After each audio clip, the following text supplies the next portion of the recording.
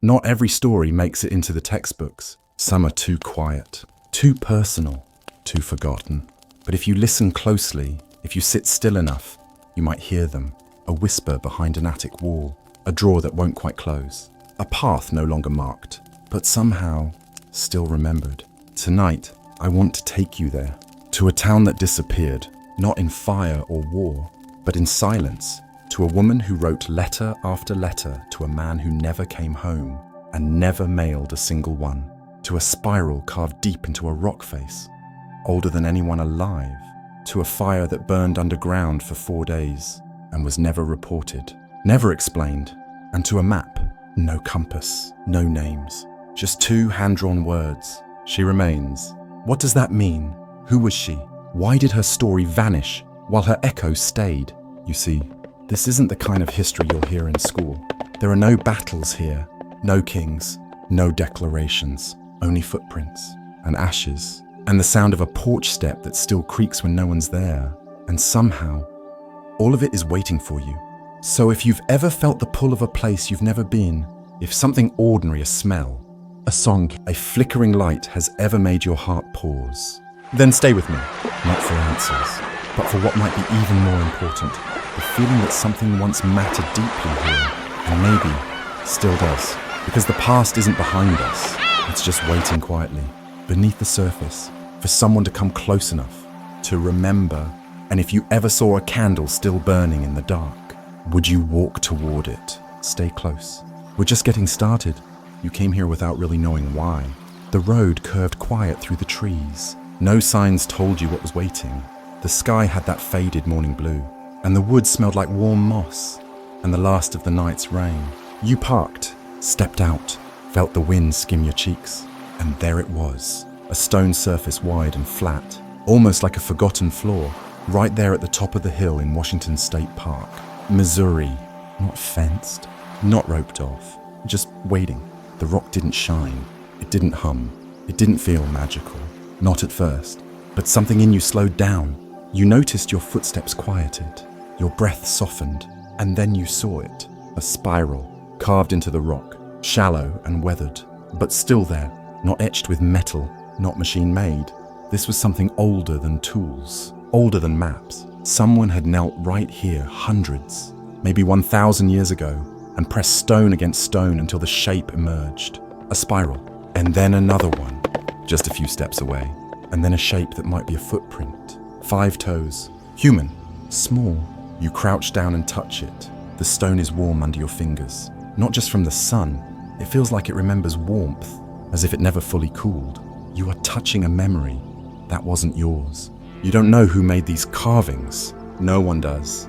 Not really. There are theories. Sure, archaeologists say it was probably the ancestors of the Osage people, maybe woodland-era tribes. People who lived before the Mississippian mounds, before the colonial lines were drawn.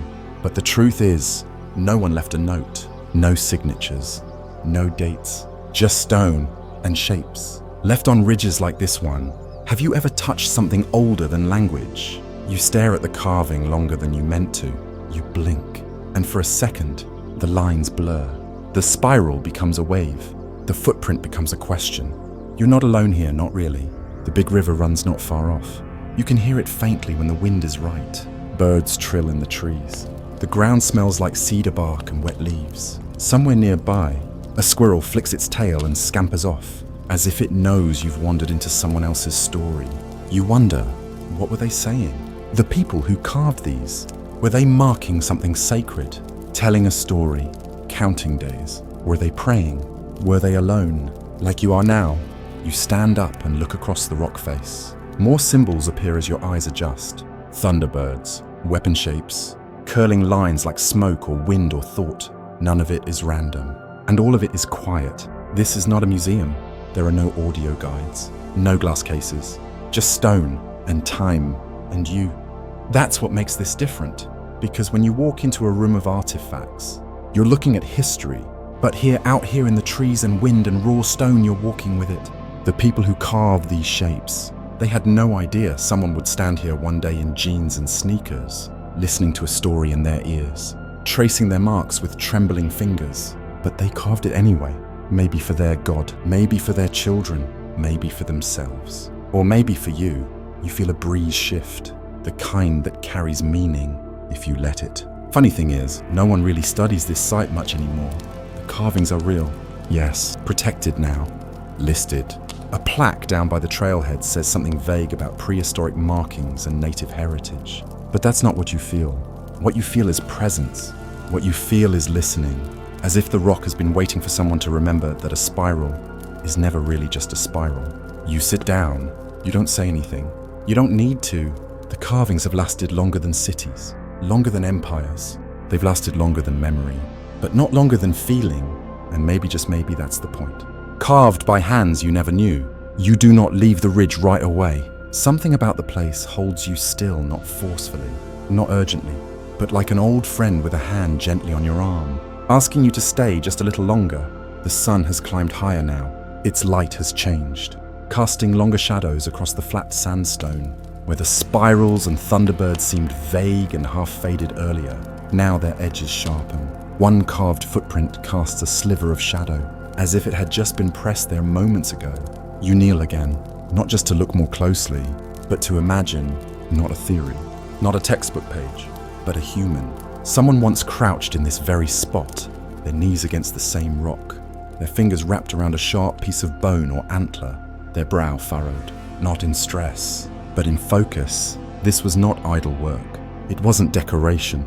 Every groove in the stone came with effort, with thought, with some kind of quiet intention. They had no way of knowing that 1,000 years later, you would be here kneeling in the same place, tracing the same spiral with your fingertips, wondering why, but still, they carved. For someone, or maybe for no one. Maybe just for the land itself. You try to picture them not as legends or warriors or painted ghosts, but as people, real people. They had names you'll never hear, languages you'll never speak. They knew the flavor of acorns soaked for days and roasted over embers. They knew how to wrap deer sinew around a flint knife, how to read the clouds in October, how to coax stories from smoke. They weren't famous, their bones aren't in museums, but they left something behind.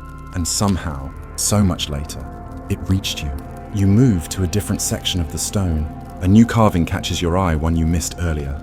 A thunderbird, its wings outstretched wide, the body angular, powerful, etched with slow, uneven lines. It's not easy to see at first. Your eyes have to adjust, but once you recognize it, you realize it's always been there, just waiting. This is no isolated image. The thunderbird appears in other places across Missouri on high ridges, near rivers, on ancient platforms of stone. But the story doesn't stop here. These thunderbirds show up all across North America, from the Pacific Northwest to the Great Lakes, from Missouri to Maine.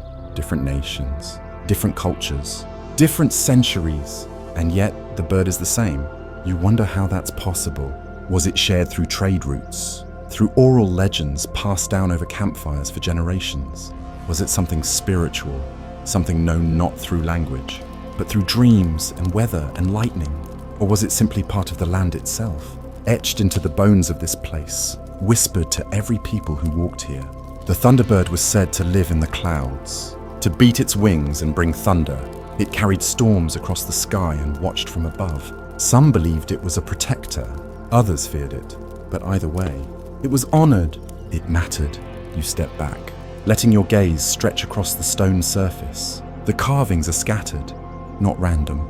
They follow the shape of the land, the line of the ridge. Each symbol feels placed, not just drawn, as if the people who made them listened to the rock before they carved, as if they asked permission first. Behind you, the forest murmurs softly. A breeze lifts the leaves. You glance over your shoulder. Nothing moves. And yet, you feel something. Not danger, not presence, just attention. The air feels like it's listening.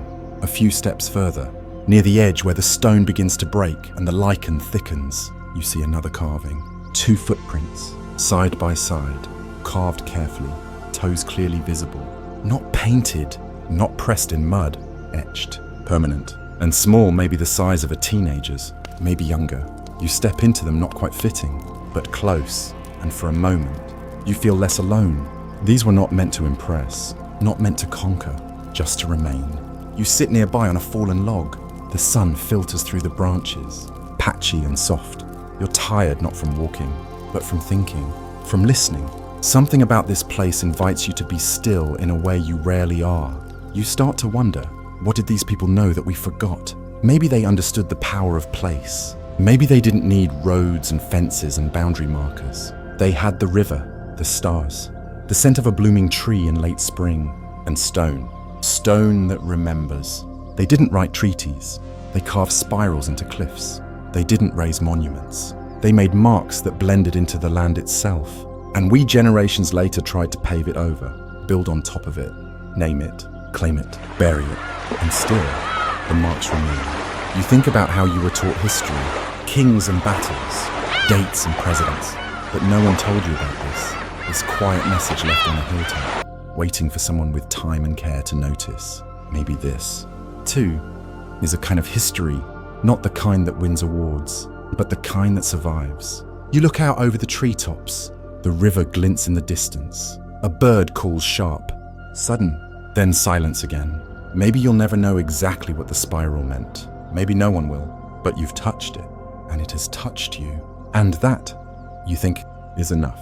Stone and spirit, ceremony and silence. You decide to follow the slope just beyond the main carving site. The sandstone thins out, curving gently like the edge of an old bowl. Grass creeps in from the sides, and the forest begins again slow. Green, familiar, but just before the trees reclaim the hilltop, there is one last wide patch of stone, empty at first glance. But when the sun hits just right, you see them. Not spirals, not birds, not footprints. Lines, clean, deliberate grooves cut across the rock like compass points. They stretch toward the horizon, one pointing true east, another slightly north. You stand in the center, imagining yourself inside a great wheel, a quiet stone calendar under the sky.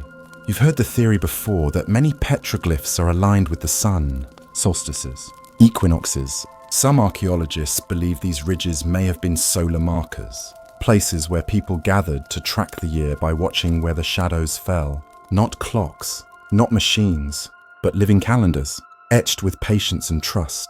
You squint toward the eastern groove. It leads your eye to the low hills beyond, hazy now in the rising heat. You imagine the first light of summer solstice slipping down that path, cutting a golden line across the stone.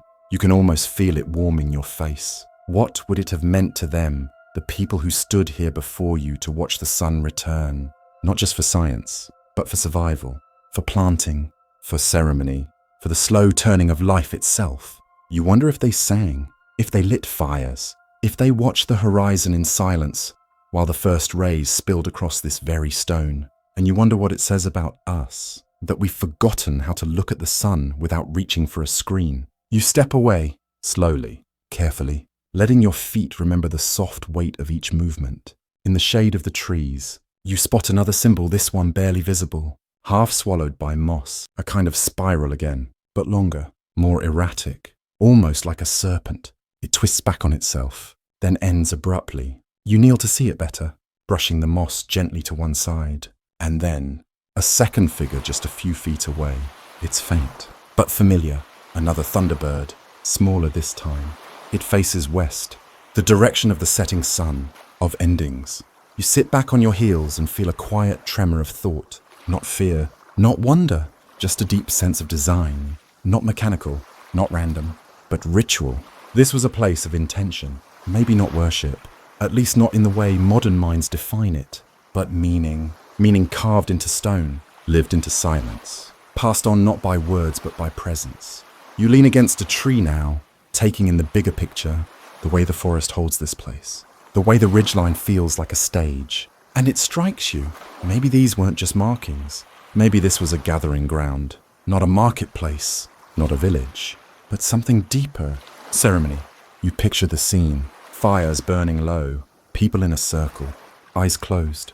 The sound of rattles, of chanting, of stories being passed from elder to child. No microphones, no altars, just sky above, stone below, and memory unfolding in real time. You don't know the exact rituals, and maybe that's okay.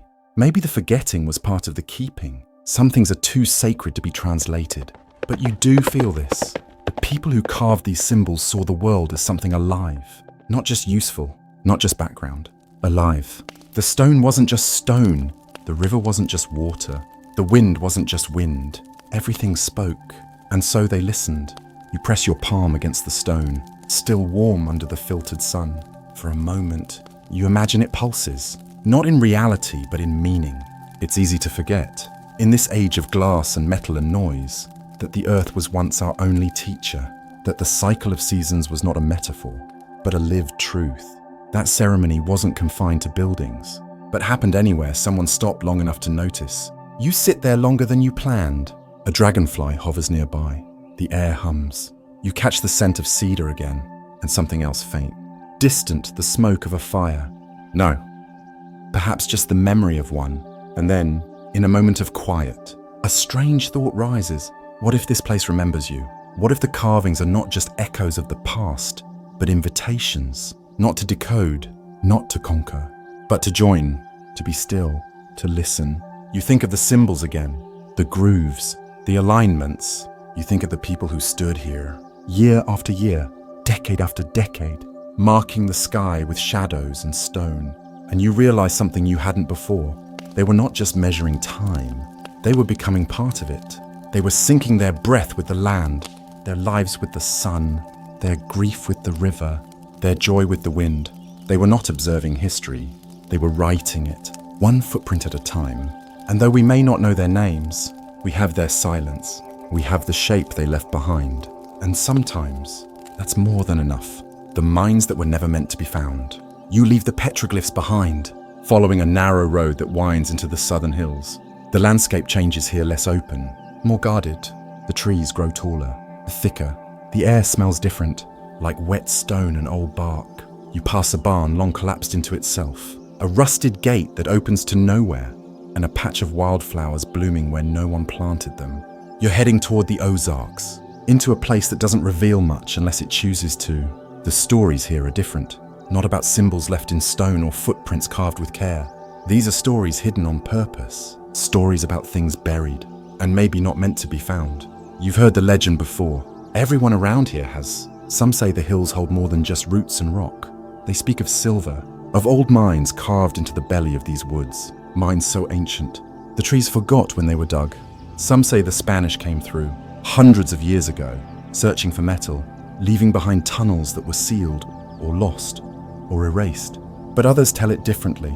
They say the Osage or the Caddo knew of the silver long before the Europeans, that they worked the ore quietly, without fanfare, that it wasn't for trade or profit, it was ceremonial, sacred, not meant for outsiders. And then there are those who claim the mines were already ancient when the first tribes arrived, that what lies beneath these hills is older than memory, older than story. You don't know which version is true, maybe none, maybe all. What you do know is that something about this place makes people search, always searching. You step out of the car and into a clearing thick with green silence. There's no trail, just a slope of limestone and fern, and beyond that shadows. You walk slowly, every step crunches underfoot. Oak leaves, broken twigs, the weight of time. Somewhere ahead, they say, a shaft was found in the 1930s, collapsed now. Others swear by an old Spanish map, handed down through family lines, edges burned, corners gone, the symbols on it, almost familiar, a sun, a serpent, a spiral. You've seen the copy. It could be a hoax, it could be everything. You reach a ridge. From here, you can see miles waves of green and stone, Missouri's heart, stretched out in soft folds and hollows. This is where the whispers get louder. There's a pile of stones near your feet, unnaturally shaped, almost like a cairn. You crouch beside it, touch the surface. One rock is etched with a line, just one, straight and shallow. A marking, a guide, or just your mind making meaning from randomness. You wonder how many people before you stood here and asked the same thing. You wonder how many never came back. Not all the stories end well. There's the man from Stone County who claimed he'd found a hidden chamber with timber-lined walls, old pick marks on the stone. He vanished 2 months later. Others tried to dig near riverbeds, using old journals, only to be stopped by landowners, strange floods, or sudden bad luck. One legend says a group of boys found a silver nugget the size of a boot heel, and that night, their cabin burned to ash. Coincidence? Maybe. But the land has rules, and not all rules are written. You pause to rest on a stump, breathing in the quiet. The forest holds still, like it's listening. You think about what drives people to dig. Is it greed? Curiosity? Desperation? Maybe it's something deeper. Maybe it's not the silver at all. Maybe it's the idea that something forgotten is waiting, that not everything has been paved, that there are still places where mystery breathes. And maybe, just maybe, some people need that more than they need answers. There's a lesson buried here, deeper than any mine. The people who came before those who hunted, gathered, carved, and knelt at stones, they saw the earth not as a resource, but as a relation, something to ask, something to listen to. When they dug, it was with permission. When they gathered ore or chiseled stone, it wasn't just for survival. It was ritual, an exchange, a conversation between flesh and soil. But the later ones, the ones with boots and guns and survey maps, they did not ask. They demanded, and maybe that's why the land started hiding. You climb down to a low spot between ridges. The air grows damp. You see what looks like a cave opening, barely large enough to crawl into. The edges are lined with stone. Moss hangs like a curtain. Could be nothing. Could be everything. You don't go in. Not today. Instead, you sit just outside it, staring at the dark. The cool air brushes your cheeks. It smells of mineral and root, like memory too long sealed. And then a strange thought. What if the treasure isn't in the cave, but in the silence around it? The not knowing, the possibility, the story. You close your eyes for a moment. You picture the first person who found this hollow. Maybe they were chasing a deer. Maybe they were escaping a flood. Maybe they stumbled here at dusk, their torch almost out. And maybe they stopped just as you are now and felt something they couldn't explain. A pulse, a warning, a welcome. All three, maybe, because not all mysteries are dangerous. Some are simply private, not hidden, just sacred. You open your eyes again. The light is changing. The shadows shift. You stand up slowly, stretch your legs, and leave the cave behind. It remains there quiet, unsolved, untouched, and that's okay. Because some minds were never meant to be found. Some stories aren't waiting for discovery. They're waiting to be respected. And that might be the rarest treasure of all. Bones too big to explain. You head further north now, where the Gasconade River curves like a sleeping snake through Missouri's central hills. The air is thicker here, softer somehow. The trees huddle closer together, as if they're guarding something they don't talk about anymore. The soil is darker, too deep brown, sometimes red, filled with the memory of roots, floods, and time. You're not the first to walk these woods looking for something that doesn't quite fit. In the late 1800s, this was farmland, the kind where settlers turned up more than corn and stone, where a spade in the wrong place could dig into something not quite animal, not quite explainable. That's how the stories begin. A farmer clearing his field, a child chasing a dog through the brush, someone slipping on a creek bank after a spring flood. Then bone, not fragments, not chips, but whole pieces. A femur the length of a grown man's arm, a jaw wide enough to cradle a lantern, a skull that could cover a dinner plate with room to spare. Most of the bones, they said, were buried in a sitting position, legs crossed, arms folded, as if waiting for something, or as if they knew no one would come for a long, long time. You stop along a ridge now, right above the Gasconade. There's no marker here, no trail. But a local man once told you this is where his grandfather found one of the skeletons. It was after a heavy rain.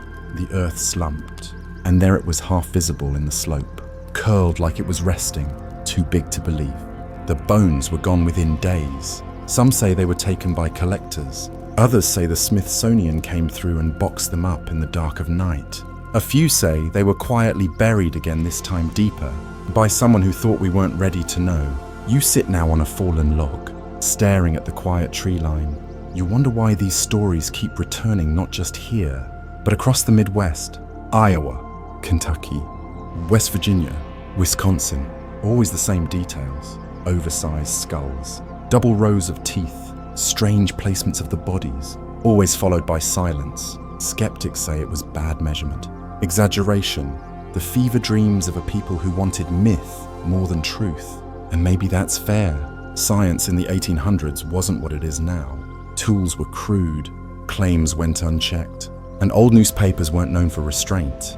But here's the thing that stays with you: the consistency, the repeating patterns, the burial mounds, the locations near rivers and ridges, the details, too specific to forget. You walk to the edge of the ridge. Below, the Gasconade murmurs. You wonder what's still buried on its banks, what eroded last year, what might surface next spring.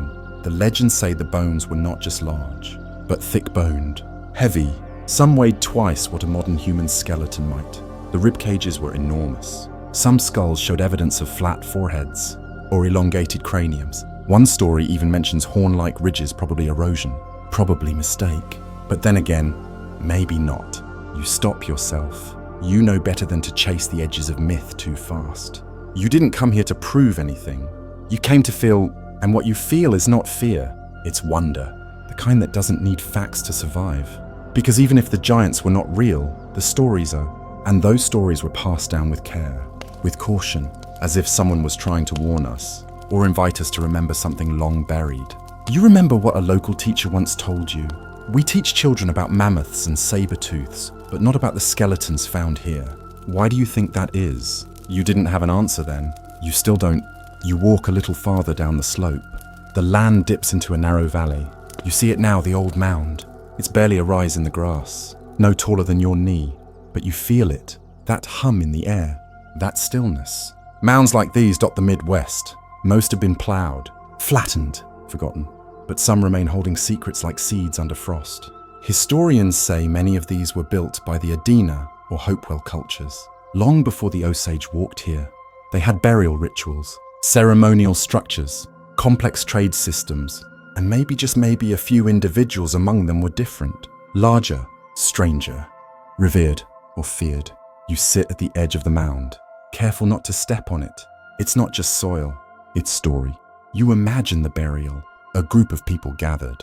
Maybe they sang, maybe they wept, maybe they were silent. They knew the bones were not ordinary, that this person had carried something heavy in body or in spirit. You imagine someone laying a carved pipe by the ribs, a small figure by the feet, a stone disc at the base of the spine. All of it meant something, even now, when we don't know what. That's the lesson that lingers. We're not always meant to explain everything. Some stories weren't left for science. They were left for memory, for presence, for the quiet truth that you don't have to believe something fully to feel its weight. You rise slowly and look out again across the valley.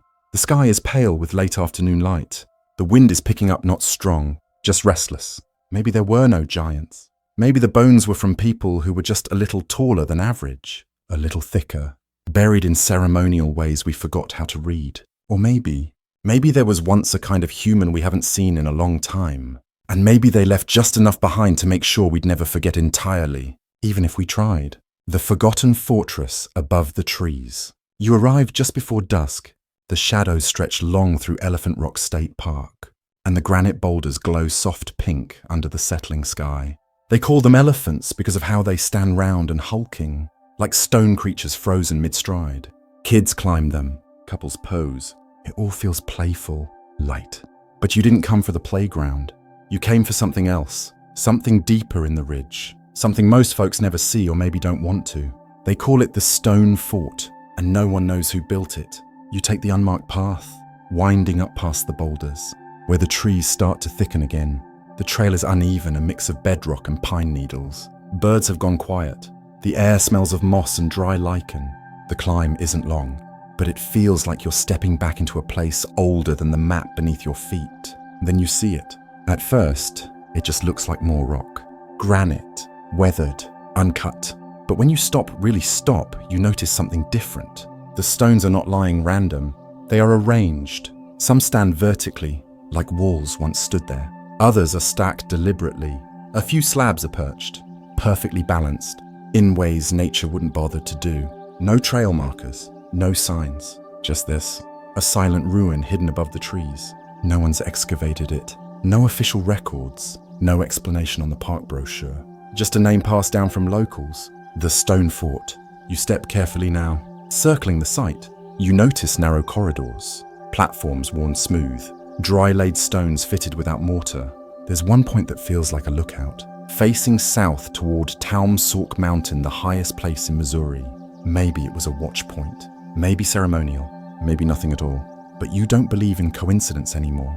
They say this land is among the oldest exposed rock formations in North America. The St. Francois Mountains, granite domes over 1 billion years old, born in fire, shaped by time. This ridge has seen everything: storms, tribes, settlers, war, and kept its shape.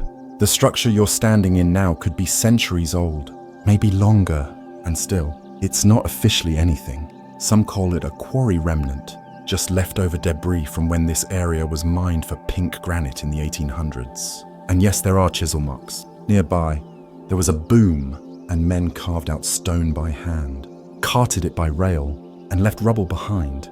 But not like this, not so far from the main quarry. Not stacked, not aligned. Some stones are simply too heavy to have been placed casually, and some predate the known quarry records altogether, too worn, too mossed over to have been exposed recently. You kneel beside one wall, run your fingers over the edge, smooth, but not polished, shaped, but not machine cut. You wonder who stood here before you, what they saw, what they wanted to last. Theories swirl, of course. Some whisper that this was once a spiritual site, a place of gathering, ritual, timekeeping. There are those who believe the stones align with solstices or lunar cycles, that from one particular notch, if you stand just so the sunrise will pierce the horizon on the winter solstice, that shadows fall along certain grooves during equinox. You've never timed it, but you've read enough to believe it's possible. Ancient people around the world built calendars from light and stone. Why not here? Others believe it was a defensive structure, a primitive fortress for protection. But against what? It doesn't feel violent here. There's no sense of siege, only silence. And then there are the fringe ideas, Atlanteans, Celts, Phoenicians' early seafarers who crossed oceans long before Columbus and left clues in the hills. You take those stories with a pinch of salt, but still, something about this place makes you pause. Because here's the strange truth. The less you know about a place, the more open it becomes. And this ridge, this fortress, if it is one, invites interpretation. You sit on a stone slab now, letting the wind pass through the trees. The sun is lower. Everything has turned golden. The boulders are silent again. You listen. In the quiet, your mind drifts back to other ruins. The ones with signs, maps, gift shops. Why do some places become sanctified by history and others simply disappear? Is it because no one wrote their names here? Because there's no chronicle, no date etched in stone, no known tribe, no clear function? You remember what an archaeologist once told you in a New Mexico dig site? The biggest threat to history is when we decide some stories are more worth saving than others. You look around again. There is no plaque here, but there is presence. If this was once a sacred place, what do we lose by ignoring it? If this was a home, who was forgotten? If it's nothing, why does it feel like something? These are the questions that history doesn't always answer, and maybe it shouldn't, because part of the beauty of a place like this is in the not knowing, the humility of standing among stones that outlasted their builders and may outlast us all. You gather your thoughts now, knowing the trail back will be darker, but you're not in a hurry. Not here. You take one last look at the strange angles, the stone shadows, the empty space that once held meaning, and you wonder who else has stood right where you are now, feeling the same inexplicable pull, the same whisper, remember me, even if you do not know my name. And so you do. The river that remembers.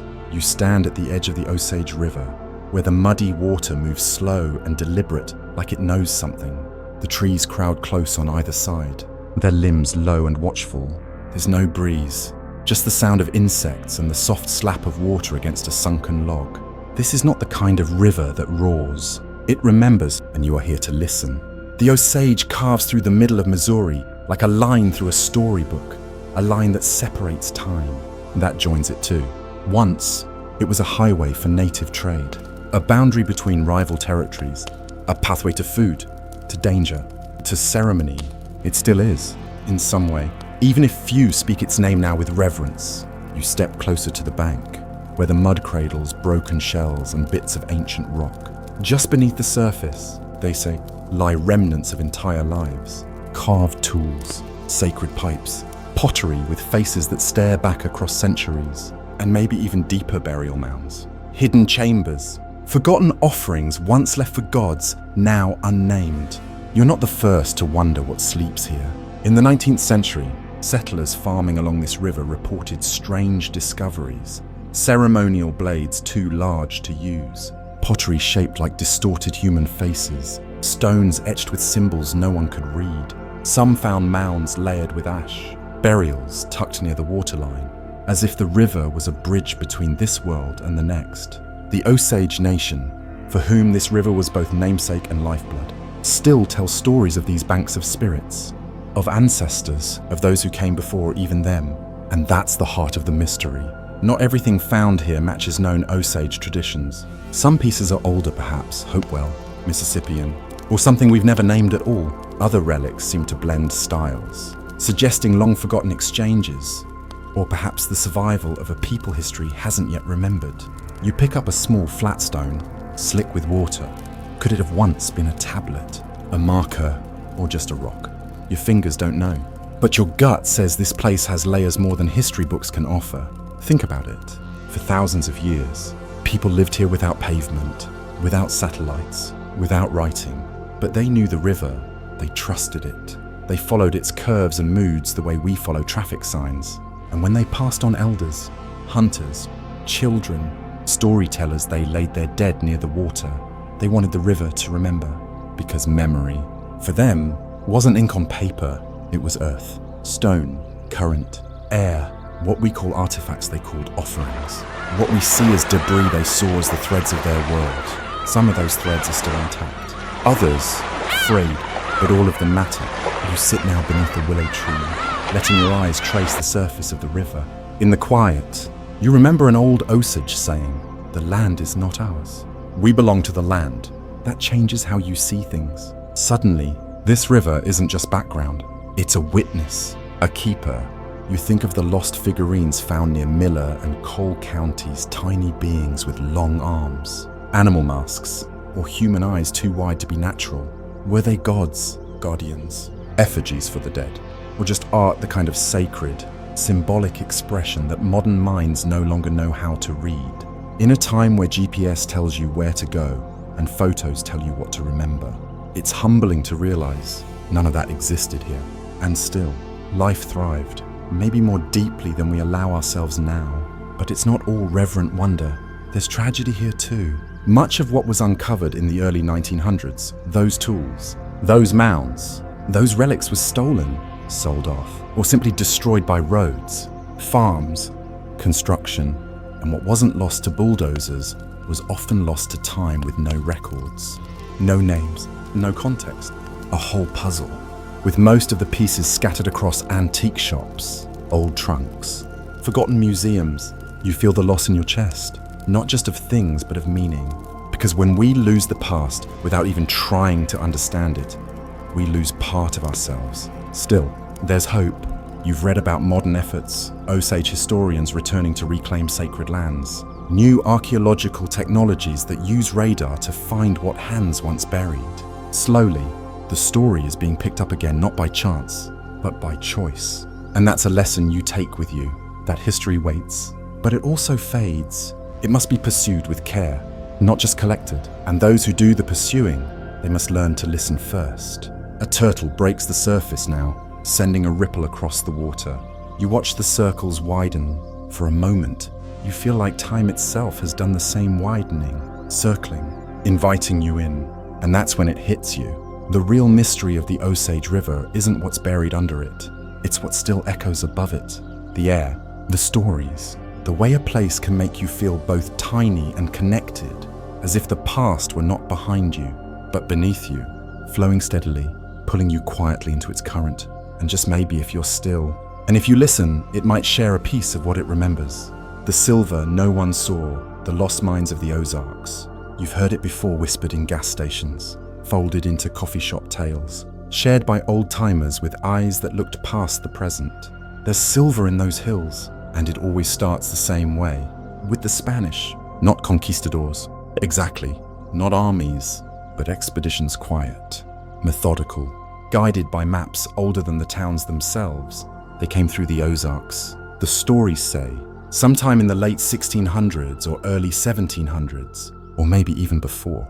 Nobody knows for sure. And that's part of the lore. They weren't here to colonize. They weren't even here long. They were here to take something. Not gold, not glory, Silver. You drive deeper into the Ozark Range now. The road narrows, hemmed in by oak and dogwood. The GPS gets jittery, then fades. You don't mind. It's better this way. You pass creeks so clear you can see every stone at the bottom. Birds dart above in flashes of red and yellow. Somewhere far off, a dog barks then nothing.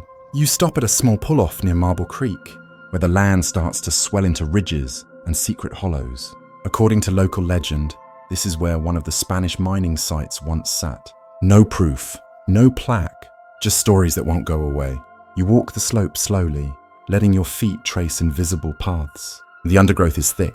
The air hums with insect life. You spot what looks like a clearing, unnatural, circular, ringed by stones that don't belong to any farmhouse or fence line. A collapse, maybe, or a mouth long since closed. They say the Spanish dug deep shafts here, following veins of silver that ran like ghosts through the hills. And then one day, they vanished. Some say they struck something too sacred, a site protected by native tribes. Others say they were hunted, driven out, their maps burned, their mouths silenced. A few versions claim they buried the silver and left, intending to return but never did. And some stories, the darker ones, whisper of a curse. Not the kind with chants or spirits, the kind that comes from taking without asking. You sit on a flat rock now, trying to imagine it. A dozen men in dusty armor, speaking Spanish beneath breathless trees, whispering over maps inked in a world that no longer exists. Did they laugh? Did they fear? Did they know they would become ghosts in someone else's country? You reach into your bag and pull out a folded sketch, a replica of the so-called Spanish treasure map found in a SNE. Lewis Attic in 1915. No one can verify it. Some call it a hoax. Others say it was a copy of something even older. The symbols are strange. A spiral, a forked river, a star beside a mountain. It could be anywhere. It could be nothing. And yet, it matches the land. Not perfectly, but eerily. You know a man, local historian, now long gone, who devoted the last 20 years of his life to deciphering it. He mapped coordinates, interviewed old families, wandered through brush and blisters. In the end, he didn't find silver, but he found something else. Peace. That's what he told you once, sitting under a walnut tree. Some treasures aren't metal. Sometimes, the not knowing is what keeps the magic alive. You didn't understand it then. You do now. You rise and walk a little farther. The ridge crests gently, revealing a view of the valley below. Green rolls into green. Sunlight glints off a slow bend in the stream. It's breathtaking, not in the dramatic sense, but in the way quiet beauty can surprise you when you forget to expect it. You think about the people who lived here before the Spanish came, people who had no need for silver coins or European maps. They knew this land by its feeling, not its minerals. To them, the hills were not resources. They were relatives. So when the Spanish arrived, digging and marking and measuring, it wasn't just intrusive, it was offensive. You wonder, if the stories are true, did those early people watch from the trees? Did they send warnings? Or did they simply let the land handle it, knowing full well what happens to those who extract without reverence? There's a lesson here, buried beneath legend. Curiosity is not a crime, but entitlement can be. And sometimes, history leaves behind not just ruins, but reputation, a warning disguised as a whisper. You pause, listening again. The woods are still.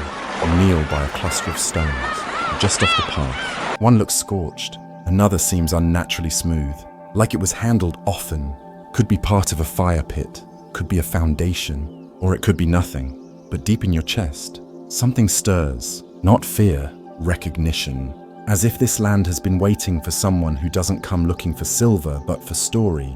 You smile to yourself. You didn't come here to find treasure. You came to understand why people keep searching.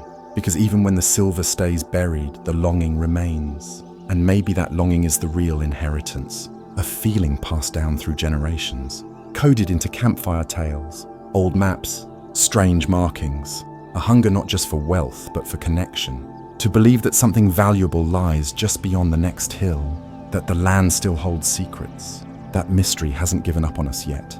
You head back down the slope, your steps slow, careful. The sunlight is fading, the woods deepen. You tuck the map back into your bag, not because it will lead you to treasure, but because it already has. Some silver can't be melted or weighed. Some treasure asks to be left right where it lies. The bones in the fire pit. You're farther west now, near where the Osage River bends and widens into the lowlands of central Missouri. The sky feels closer here. The land is flatter, more open, as if the trees themselves have stepped back to let history breathe. In the distance, hay bales sit like punctuation marks on a sentence that's still being written. You park beside a field marked private, but the old man who owns it said you could look around. Ain't much to see. He told you with a shrug. But they say something happened here. He didn't say what. You make your way toward the tree line, boots crunching over broken stalks. At the far edge of the field, just before the land dips into a narrow hollow, you find the site charcoal dark soil, ringed by fire-cracked stones. At first glance, it looks like an old campfire, but it's not.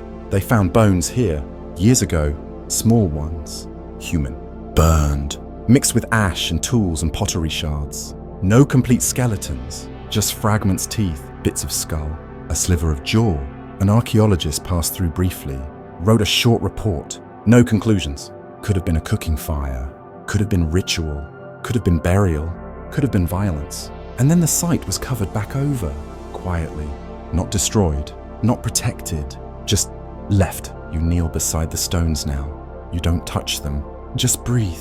There's a heaviness in the air, not unpleasant, just ancient, as if something once sacred here refused to fade completely.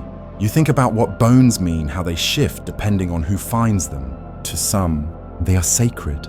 To others, they're evidence. To many, they are simply forgotten. But here, they were something else entirely. Part of the story. The Osage didn't build cities in the way Europeans did. They built with meaning.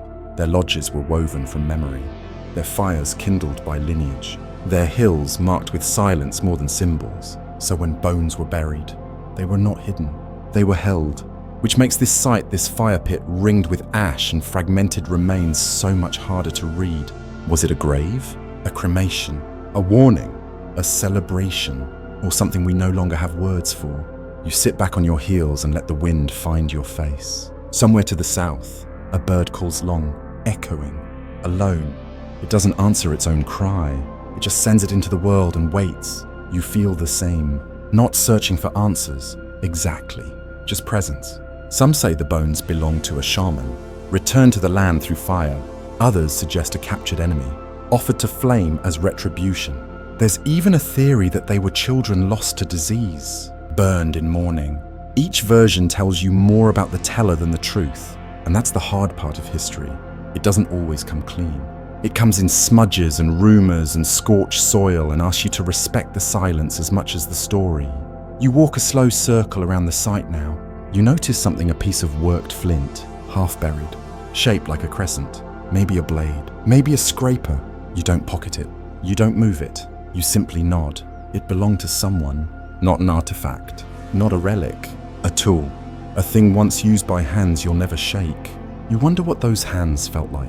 Rough, gentle, tired. You imagine the life around this fire, not just its end. People laughing, talking, cooking corn mash in clay pots, telling stories to children with sleepy eyes, sharing warmth not just from flame, but from each other. And then, one day, it stopped. You think about the fragility of memory, how easily it slips when not spoken, when not carved into stone, when not written down, and you think about how modern life pushes so fast, so loud, that quiet places like this feel almost invisible. But here's the thing, they still hold us, even if we don't hold them back. You walk a little farther up the hollow. There's another ring of stones here, smaller, tighter, overgrown with vine.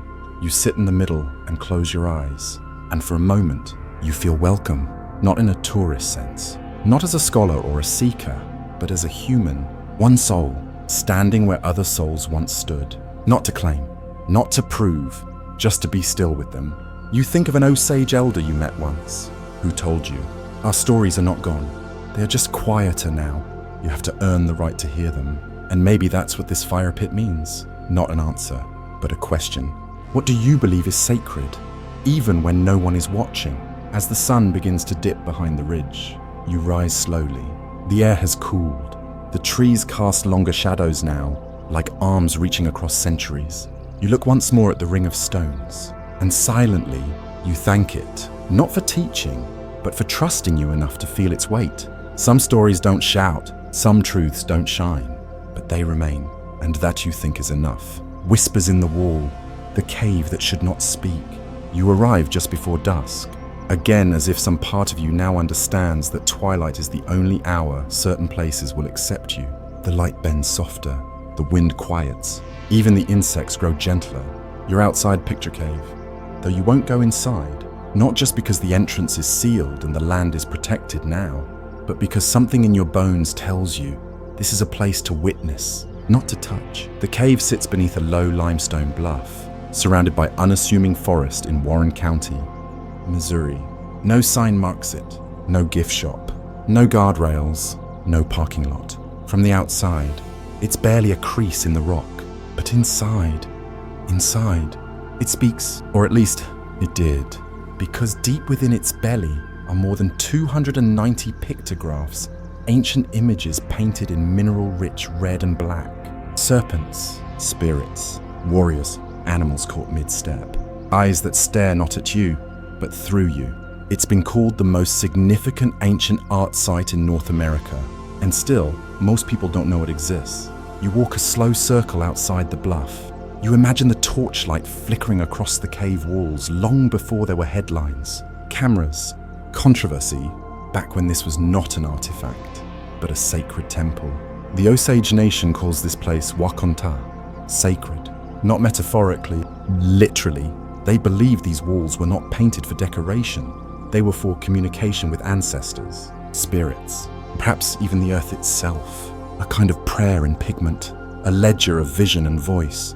And when outsiders stumbled upon it, centuries later, it was already beginning to close itself again through time, through silence, through the refusal of its symbols to explain themselves. But that didn't stop people from trying. You've read the reports. Anthropologists, looters, collectors, state agents. Everyone wanted a piece of what was inside. Some came with reverence, some did not. In 2021, the cave was controversially sold to private buyers at auction despite protests from the Osage people, who saw it not as real estate, but as family. Imagine that. Imagine someone putting a price tag on your grandmother's voice. You sit on a fallen log now, staring at the entrance sealed by a rusted gate. You do not want to see inside. You do not need to, because the whisper you came for is not in the paintings. It's in the air around them. They say one figure painted deep in the cave is a man with wings, holding a rattle, flanked by eyes. Some say it's a god, others say it's a guide, a soul caught between realms. His wings aren't feathered, they look like shadow or smoke.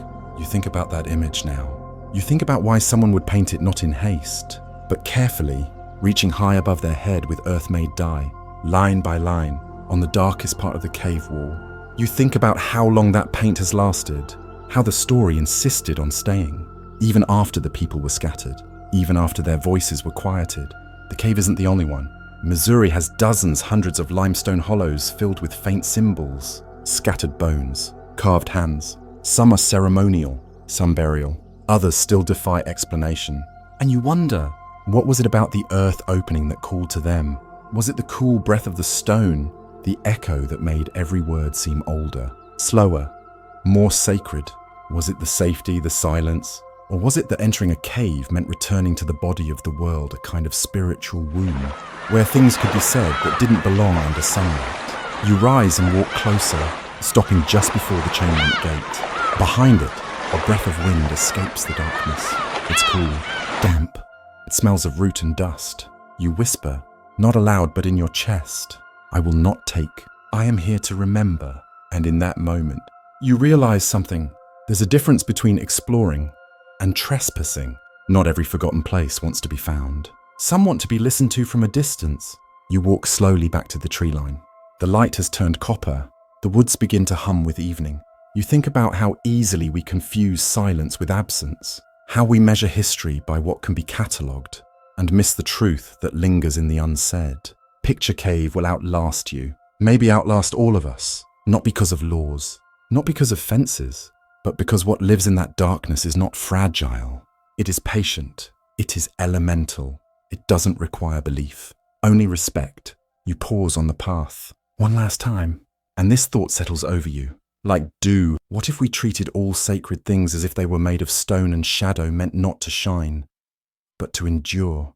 You don't answer. You just walk slowly into the twilight, the one who stayed behind.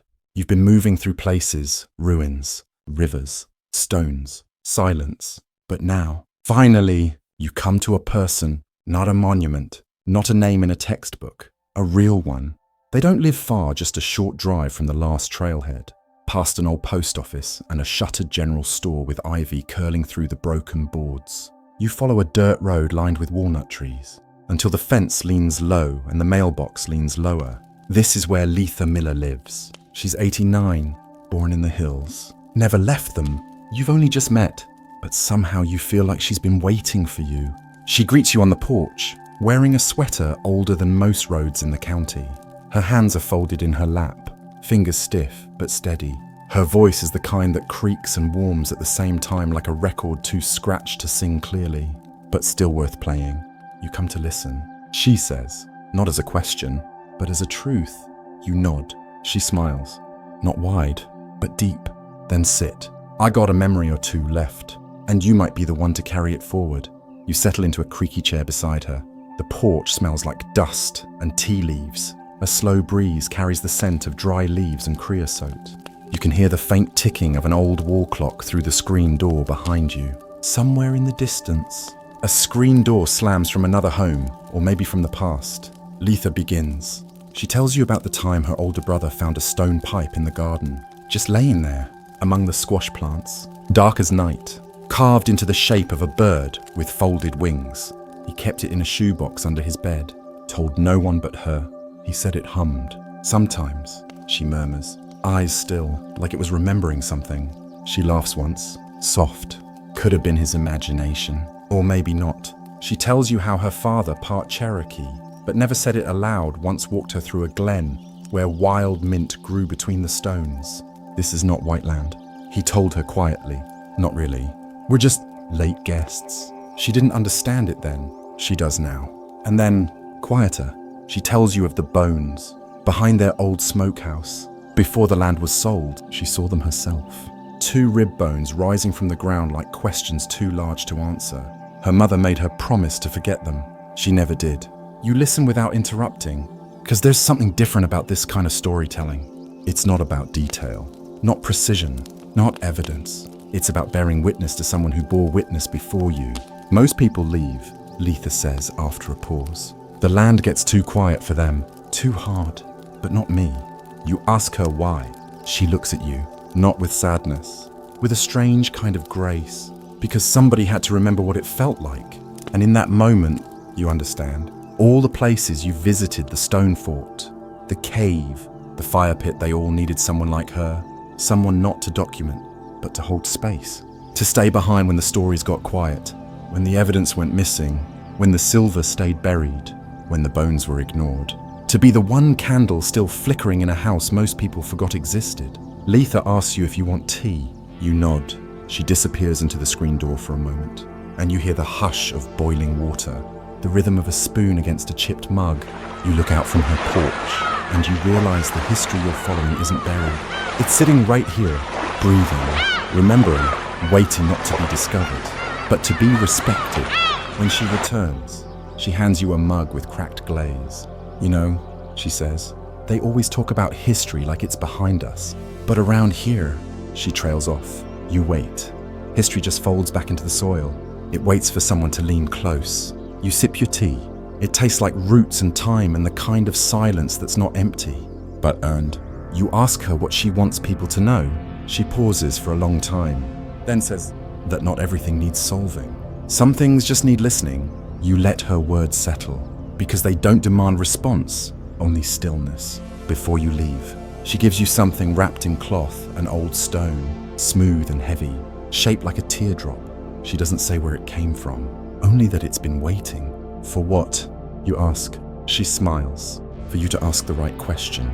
You thank her and step off the porch. The road back feels longer, quieter, not because you are lost, but because now you carry something, not the stone, not even the stories, but the presence of a person who stayed behind so the past wouldn't vanish completely.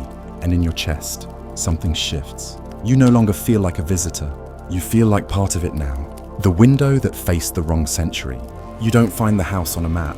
You find it the way old stories find you, through someone else's half-remembered directions and a sense that you're already halfway there before you even begin. Look for the cottonwood with the trunk like a split heart, Letha had said. Then turn where the fence used to be. And somehow, you do. The house stands crooked on a slope just north of Saline Creek, its frame bowed from years of sun and silence. One shutter is missing. The roof sags like a question too tired to be answered. But the door is still there, painted red. Long ago, now flaking in slow retreat, you walk slowly across the overgrown yard.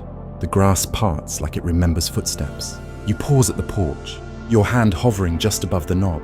There is no lock. You do not knock. Inside, it smells like dust and lavender, a strange mix of time and gentleness. The air is cooler here, still, as if the house has forgotten it should age. You step softly, floorboards creaking underfoot like familiar sighs.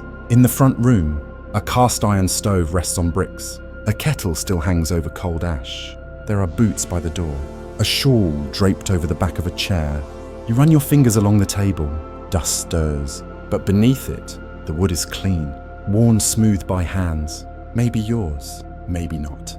And then you see the window. It's not the biggest one, just a square pane above the sink in the kitchen. But it stops you, because it doesn't face the yard. It faces the hill behind the house, a hill so close it nearly presses into the glass. And etched into the lower corner of the window, barely visible, are the numbers 1812. But this house was built in the 1930s. You know that. Letha confirmed it. And yet the window does not lie. You lean closer. The glass is rippled, that old kind of handmade pane that warps light like water. And through it, the hill looks different. Not greener, not brighter, just older. You blink, and for a split second, you see something. A figure standing still at the top of the hill, not moving, not watching, just existing, then gone. You sit down at the kitchen table, not because you're frightened, but because the feeling is too heavy to carry standing up. This house, you realize, isn't just old, it's folded, a kind of seam in time, built by people who didn't know what they were placing their lives on top of. Or maybe they did. Maybe the land chose them, and maybe the window remembers more than it should. You think about what it means to look backward, how most homes face toward the road, the future, the guests coming up the walk. But this house, it faces the hill behind, as if it's still watching something it left unresolved. A memory, a burial, a promise. You do not ask for answers, you ask only for permission to feel. You rise and explore the rest of the house. In the bedroom, a journal rests open on the dresser. You read one line. The man with the green coat stood there again. I said nothing. He said less. No date, no name. But the handwriting is tight, precise. You close the book gently, like sealing a prayer. In the back room, a trunk sits under a window. You lift the lid. Old linens, a child's worn shoe, a comb with a single grey hair. You find no ghosts, only echoes. Outside, the wind has shifted. You step onto the back porch and look up at the hill again. And this time, it's just a hill, but you still feel watched. Not by a presence, by a possibility that some places blur, not because of magic, but because memory refuses to be linear. You think of all the people who've sat at that same table, stared through that same glass, and wondered about the figure on the hill. Was it a relative, a remnant, a regret, or just the shape of longing? You walk around the house once more before leaving, run your hand along the siding, faded but firm. You whisper thank you not for what it showed you, but for what it allowed you to carry. Because this house, you realize, is not abandoned. It's just patient, waiting for someone to notice not what was lost, but what was left behind on purpose. As you return to the road, the sun catches the glass just right for a heartbeat. The window flickers, and you know in some small, sacred way it saw you too. The map you were never supposed to follow. It was folded tight, tucked between the pages of a history book that hadn't been opened in decades. The library didn't even have it in their catalogue, a shelf ghost, somehow surviving purges, moves, and silence. The book was dry. Maps of Missouri settlements, faded ink, no underlines, no dog ears. But someone, once, thought it was worth hiding something inside. You slide the brittle paper free. It's thick, hand-cut, the kind of paper that holds fingerprints longer than memory. It isn't labeled, no compass, no title, just curved lines, hand-drawn rivers, a few small crosses, and a name written in blocky black letters across the center. She remains. You stare at it for a long time. It makes no sense, and yet it feels known. There's a ridge near the center, a loop of water. You recognize them, maybe from the fire pit or the old quarry trail. The details don't quite match reality, but the shape feels familiar, like something you dreamed once, long ago. You make a copy. You don't take the original, not because you're afraid to steal, but because this map was never meant to leave that shelf. And yet, here you are following it. You trace its curves with your finger, letting instinct guide you. The first mark takes you past a crumbling mill, where the trees have grown through the wheel. The second leads to a fallen stone wall, maybe a root cellar, or something older. Each stop offers nothing obvious, just fragments, a feeling, the faint sense that someone was once here, and didn't want to be remembered in the usual ways. It is not a treasure map. It is not a rote. It is a story told in reverse. And as you follow it, things begin to change. The land grows quieter, not emptier, just more watchful. You start seeing the same crow, again and again, a flash of dark against the trees, always just ahead, never calling. You find a cairn, small stones piled deliberately with a feather tucked between them. You find a clearing where nothing grows, and a ring of barkless trees. You find a name carved into a tree trunk, and when you return an hour later, it's gone. The rational part of you resists all of it, but the deeper part, the one shaped by Letha's voice, by Picture Cave, by the fire pit, Bones begins to trust something else. Not logic, but listening. You make camp near the third cross on the map. The fire's small. The air smells of ash and cedar. You lay the map beside you and stare up at the sky. There's no signal out here. No help coming. No audience. Just you and the whisper of old paths trying to breathe again. You fall asleep before the fire dies. In the night, you dream of a voice, not speaking, singing, and the words are not in English, but you understand them anyway. She remains. So we would remember how to stop searching. You wake at dawn. The map is gone. Not stolen, not blown away, just no longer there. And still, the next step feels clear. You hike the final stretch in silence. The trail narrows, becomes more animal than human. You duck under branches, cross two shallow streams, and then you see it. A stone arch almost swallowed by ivy. It leads nowhere, just stands there, alone in a small hollow, like the frame of a house that never existed. But you step through it anyway, because something in you says you must. The moment your foot crosses the threshold, the air shifts. It feels warmer, not the kind of warmth that burns, the kind that welcomes. And you understand, this was never a trail. This was a choice. To come far enough, not to take something from the past, but to let it rewrite you. You sit in the center of the hollow, no phone, no map, no goal, only stillness. And it is here finally that you understand what she remains meant. Not a person, not a place, a promise that something ancient, sacred, unnameable would stay, even when everything else left. Not to be found, but to teach you how to stay. 2. You think of all the stories you've followed, the silver, the stones, the bones. Each one began with curiosity, but not all curiosity is innocent. And the lesson here is not about discovery. It's about responsibility. Not everything is yours to unearth, but everything is yours to respect. You leave the hollow without looking back. Some things, once seen, live forward, not behind. The letters that never left the drawer. It begins with a drawer that sticks. You find it in an upstairs bedroom. Inside a farmhouse, you're helping a friend clear out someone whose aunt passed months ago, leaving behind boxes of yarn, faded calendars, and stacks of National Geographics that smell like patience. You're not here to pry, just to carry, sort, and sweep. But that one drawer, third one down. In a side table by the window, it pulls halfway and won't go farther, until you press it. Tilt slightly, and it slides open. Inside are letters, stacked, neat, bound with a faded green ribbon. None of them sent, all addressed to a man named Joseph W. Hale, a name you've never heard, a life not yours to know. And yet, it feels like you were meant to find them. You sit cross-legged on the floor, the light warm through the lace curtain. The letters are soft in your handpaper, worn thin, but carefully kept. No dust, no mouse holes, just time. The handwriting is elegant, slanted, looping, unmistakably female. The first begins plainly.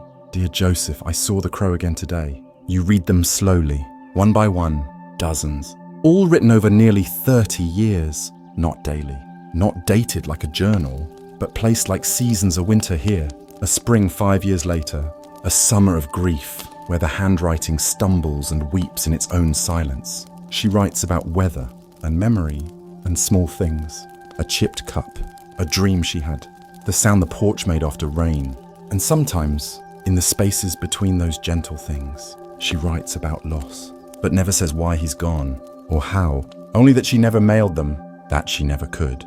You pause at a page that's been folded more than the others. It reads, they tell me we must move on, but no one tells me what to do with the parts of myself you still hold. You stop reading for a while, just sit there, with the paper in your hands, like it might warm again if you're still enough. Later, your friend tells you the story. Joseph Hale was her great uncle, but no one in the family ever met him. He died in the war, not overseas, but before deployment, in a car crash on the edge of town. The woman who wrote the letters, her name was Margaret, had been engaged to him. They found out the day of the wedding. She never married, and she never left the house. You go back the next day, not to read more, but to sit by the drawer.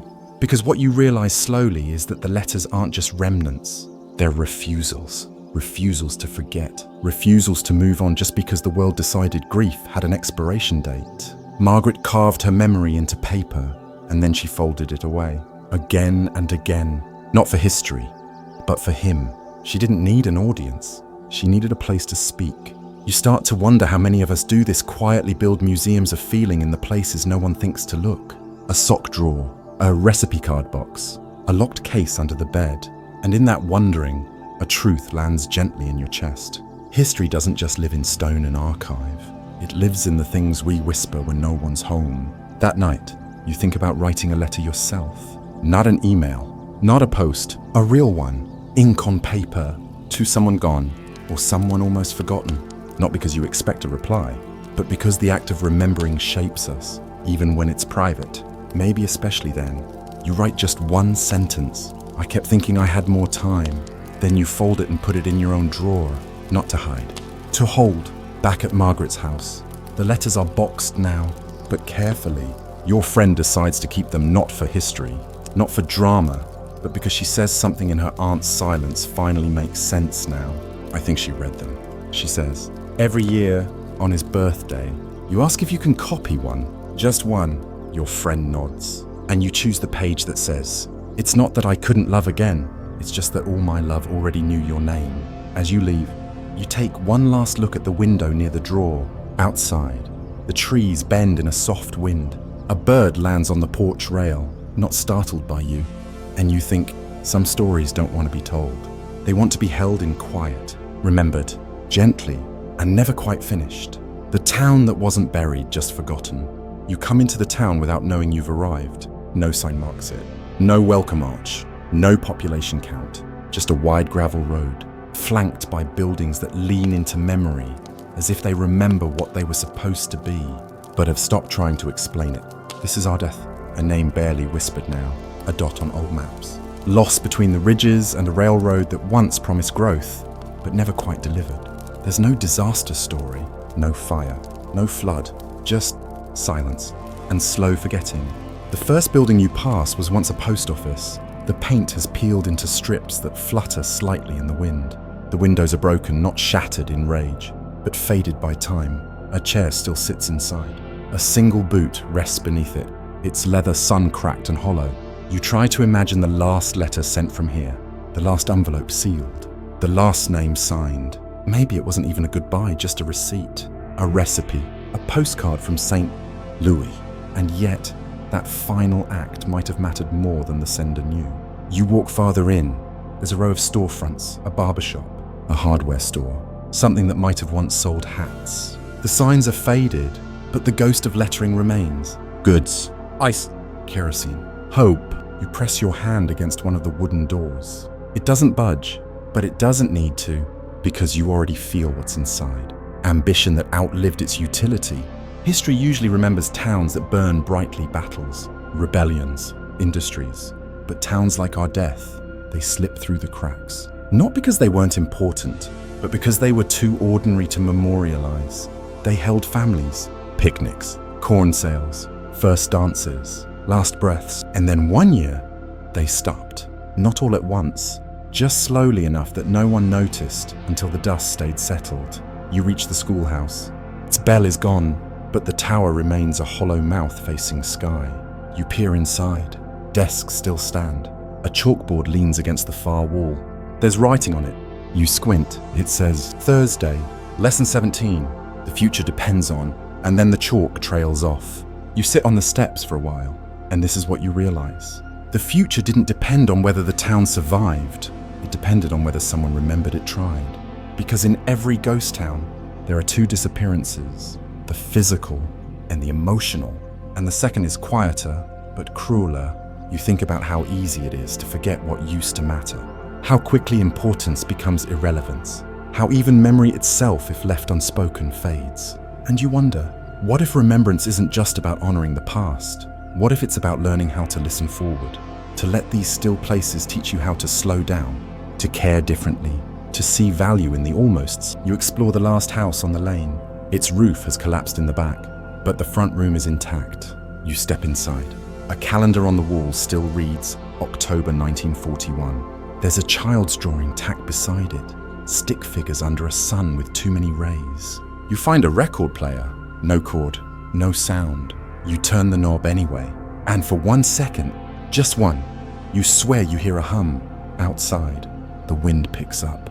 A dust devil twirls across the road, playful, aimless, gone. You breathe it in the dry smell of cedar, rust, and late season hay, and you let the silence speak. You think about Letha, about Margaret, about the fire pit, the cave, the hollow, and now, this town, each one, a different kind of fading, each one, a different kind of survival. Because maybe survival doesn't always mean continuation. Sometimes it means being willing to stop and still be remembered. You walk back toward your car. As you do, you glance behind one last time, and for a moment, you see them, shadows of life that aren't haunting, just hovering. A child chasing a hoop down the lane, a man sweeping a porch, a teacher writing a lesson they never finished. They are not trapped, they are held by the land, by the air, by you. Now, because you noticed, and that's enough. The land that didn't forgive but didn't forget. You do not plan to return to the bluff above the Osage River, but something in you insists. You drive without music. No talk radio, no hum from your phone, just the sound of your tires rolling over gravel and the creak of your own thoughts. It's later in the season now, and the air has shifted. Cooler, sharper, the kind of air that makes trees whisper differently, less gossip. More warning. You park where the road thins, sky wide and unsure above you. The grass has grown taller since your last visit, as if reclaiming what you once walked through. You step lighter this time, because now you know what it means to be a guest. You pass the fire pit, or what used to be the fire pit. The stones are no longer arranged in a circle. Some have rolled downhill. Others are missing entirely. Maybe the wind moved them. Maybe the land refused to keep their shape. You kneel. Press your hand to the earth where the ash once lay. It's warm, not from sunlight, but from memory. You move on towards the ridge, where the forest opens suddenly, the ground giving way to the Osage River basin. And that's where you see it tucked beneath a crooked elm, just to the left of a deer trail. An offering, not old, not ancient, but deliberate. A child's toy, a scarf, a folded note sealed in plastic. You don't open the note, but you don't have to. You understand. Someone else has been here, and someone else felt what you feel now, that the land has not forgotten what happened before. There were fences and signs and deeds. You rise, your knees aching slightly, and realize you are not the first to ache here, and that quietly is the lesson. You think about the phrase unmarked grave, how it doesn't mean forgotten. It just means the memory lives somewhere else, in a song, in a scar, in the pause between footsteps where the grass refuses to grow. You look down at the river still and wide, winding with a kind of patience that feels older than language.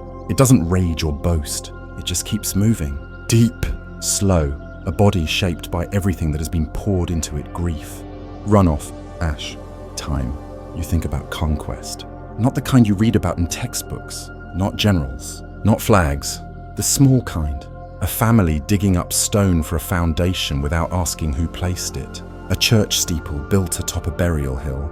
A railroad that sliced through mounds. You don't blame your grandparents, or theirs, but you don't excuse them either. You just carry the weight of what was handed down, knowing it includes more than what they intended. Knowing some of it was taken, you sit beneath a tree, close your eyes. Not to sleep, but to listen. And slowly, a picture forms not a vision, but a layering of what you felt across this journey. A woman bent over a cooking pot, humming something never recorded. A child hiding beneath floorboards as soldiers rode past. A man carving into stone, not for art, but for ritual. A girl writing the word remember into a letter she never sent. And behind all of them, the land, not watching, but holding, bearing the weight of what they could not say aloud.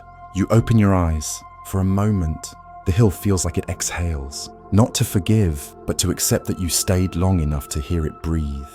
You think about the word haunted.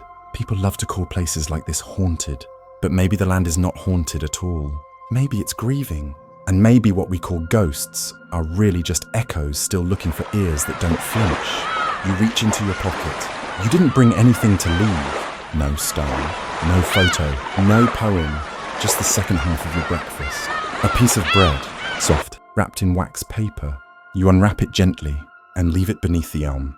It's nothing special, but it's what you have. And somehow, that feels right. Because maybe the offering is not the object. Maybe it's the act. As you stand, the wind picks up not hard, but present. It carries a breath of dust, a trace of cedar, and something else. Something like recognition, like the place has remembered you. 2. You walk back slowly. There's no need to rush. You are not escaping. You are walking through memory now. And it walks with you, not behind, beside. Because you came here thinking history was a thing to study, to chase, to reveal. But now you understand. History isn't buried. It's listening, and it remembers who listens back. The bridge to now, where the trail meets your doorstep. You didn't realize the map was changing until you looked back. Not the paper one long since lost or buried under notebooks and wrappers in your car's glove box, but the one inside you. The one drawn not with lines, but with feelings, with stops that don't show up on GPS. With places that weren't about destination, but about something you needed to feel to understand. You drive through town now and see things differently, not dramatically, not like a movie transformation, just gently altered. A brick wall looks older than it used to. A patch of wildflowers beside the gas station feels like a forgotten grave. Even your own street hums quieter, as if it, too, holds secrets you never asked about. That's what memory does when you let it live in you. It rewires your stillness. You start noticing the past not in museums, but in things you pass every day. The rusted fence post by the bus stop, the cracked sidewalk under the sycamore, the old woman at the corner market who hums as she counts change. None of them ask to be remembered, but now you remember anyway. One morning, you sit at your kitchen table, hands wrapped around your coffee mug. The steam curls upward like a whisper. You reach for a pen, not to write a story, not to take notes, but to trace. Your finger draws a spiral in the condensation on the table, not because you planned to, but because the shape stayed with you. And this, you realize, is how history enters the present, not with fanfare, but with familiar gestures. A spiral drawn idly, a footstep that avoids a stone without knowing why. A hesitation before you throw away a photo that no longer has a name written on the back. It all echoes now, and the echo is not loud. It's kind. You go for walks more often than you used to, not to get anywhere, but to let the land speak, even if the words are buried beneath asphalt or chatter or the low roar of weekend lawnmowers. One day, on a back trail near the old train bridge, you find a bench you've passed 100 times and never sat on. You sit, just that, and somehow the act feels ancient. You remember Letha, you remember Margaret, you remember the fire pit, the bones, the boy in the window, the letters in the drawer, not as facts, but as companions. And every time you do, the world feels less like it's rushing past you and more like it's walking beside you. You speak less now, not out of sadness, out of listening. to your neighbor's pauses, to the wind against your garage door, to your own breath as you fall asleep, thinking not of what you forgot to do, but of who might have once stood where your house now stands. You plant something this spring, not for food, not for color, just to place roots, a tree. You're not even sure what kind, a gift from a friend, but you dig with reverence. You press the soil around its base with care, and you whisper something as you cover the roots. Stay, because now you understand what staying means. It doesn't mean refusing to change. It means changing without disappearing. And that's what you're doing, slowly, deliberately, not changing everything, just holding one hand out to the past as you step forward. One night, you dream you're standing in the center of the spiral again, the real one, from the rock face. But this time, it's not carved in stone, it's drawn in light, and the light pulses softly, not outward, but inward. And in the center, you see your own reflection, older, not sad, just still and listening. You wake with your hand on your chest. You feel it, not grief, not fear, something else, a kind of peace that doesn't need to be earned, only carried. Later that day, you take out the envelope you wrote weeks ago, the one with just one sentence inside. I kept thinking I had more time. You don't open it. You don't need to, but you fold it again, slowly, and place it in a drawer you now consider sacred. You label it with a small sticker that reads, "Here, not for someone else, for you," to remind you that the past is not a place, it's a presence, and it's never farther than your own hand on the doorknob. The candle's still flickering. You don't wake with a jolt. It's more like a soft hand resting on your shoulder, the kind of wakefulness that doesn't come from alarm or noise, but from some quiet part of you that knows it's time. The sky is still dark, not night, not morning, just that hush in between, where the world seems to hold its breath. You rise, slowly, make tea without turning on any lights. The kettle hums, the cup warms your palms. You step out onto the porch, and there, sitting gently near the edge of the rail, is a candle, small, unassuming, flickering. You don't remember lighting it, but it's there, and it's still burning. You sit in your usual chair, the one that creaks on one side. Always the same note, and just listen. The world hasn't rushed in yet. It's still soft around the edges, and in that stillness, the story comes back, not in words, in memory. You remember Letha's voice, the way her truth came wrapped in silence more than explanation. You remember the stones near the fire pit, the map that had no instructions, the drawer of unsent letters. You remember what it felt like to stand in a forgotten town and feel history breathe beneath your feet. But more than the places, you remember the people, not as characters, as echoes of real lives. And in this moment, wrapped in dawn and warmth, you realize the greatest stories are not the ones that dazzle us. They are the ones that stay with us. You've followed voices that were never written in books. You've walked trails that don't appear on tourist maps. And in doing so, you've gathered something rare, not just knowledge, but a kind of quiet understanding. That history is not just what happened, it's what was carried by those who weren't famous, by those whose names were never carved in stone, but whose footsteps shaped the ground we walk today. You know now that the past is not behind us, it is within us. And when we choose to listen not just to records, but to the spaces between, we don't just remember history, we become part of it. There are lessons here, but they don't come with labels. They arrive like breath or morning light. That grief is not weakness, it's memory refusing to let go too soon. That silence isn't absence, it's often the only language pain understands. That the land holds stories we're not meant to own, but to honor, that love can outlive letters. And that forgetting is not just a loss, it is a choice we don't have to make. You finish your tea, the sky turns from ink to pale blue. A bird calls once, then again. The candle flickers once more, and in its soft, steady glow, you see a kind of hope that isn't loud. It doesn't ask to be believed, it just asks to be noticed. So now, as our time together comes to a close, I want to say something simple from me to you. Thank you for walking with me, for remembering quietly, for feeling things you didn't expect to feel or maybe needed to. If this story stirred something in you, I'd love to know. Have you ever kept a letter you never sent? Did a house from your childhood ever whisper its history through the floorboards? Have you ever stood in a place that felt older than it had a right to feel?